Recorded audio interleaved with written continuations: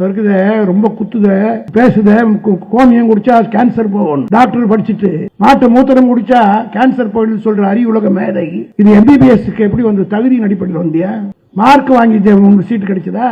என் தானை தலைவன் கலைஞர் உன் தந்தை தமிழ் குமரி அனந்தன் தமிழ் பேசினார் தமிழ் புலவென்ற காரணத்தினால் அந்த கோட்டால மெடிக்கல் காலேஜ் சீட் கொடுத்தவர் தான் தமிழ். எங்க கோட்டால கலைஞர் கொடுத்த கோட்டாவில தமிழ் அறிஞர் என்று சொல்லி தமிழ் கோட்டாவில வந்து டாக்டர் படிச்சுட்டு மும்மொழி கொள்கைக்கு கையெழுத்து வாங்குறதுன்னா இதை எதாவது அடிக்கிறது?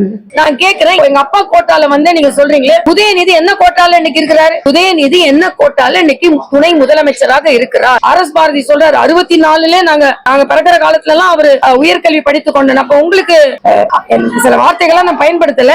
நீங்க துணை முதலமைச்சரா இருக்கணும் உங்களுக்கு ஆசை கிடையாதா? என்ன கோட்டால உதயநிதி வந்தார்? நான் வந்து கஷ்டப்பட்டு படிச்சு ஒரு டெஸ்ட்லயோ தேர்வுலயோ ஃபெயில் ஆகாம அதுக்கு மேல் படிப்பு படிச்சு அயல் நாட்டுல போய் படிச்சுட்டு வந்திருக்கேன். ஆனா நீங்க எங்களை பார்த்து சொல்றீங்க கோட்டால வந்தோம் அப்படின்னு. அப்ப ரிசர்வேஷன்ல வர பிற்படுத்தப்பட்ட பட்டியலின மக்களை நீங்க அப்படி சொல்றீங்களா? என்ன நீங்க பேசுறீங்க? திமுக இல்லைன்னா தமிழ்நாட்டுல யாருமே படிச்சிருக்க முடியாதுன்னா அவரவர்கள் அறிவை நீங்கள் குறைந்து மறுப்பீர்களா? இப்ப உங்க கட்சியில எல்லாரும் படிச்சிட்டீங்களா? நீங்க நாங்க கேள்வி கேட்கணும் எப்படி வேணாலும் கேள்வி கேட்கலாம். நாங்க நாகரிகம் இல்லாம அரசியல் செய்ய மாட்டோம்.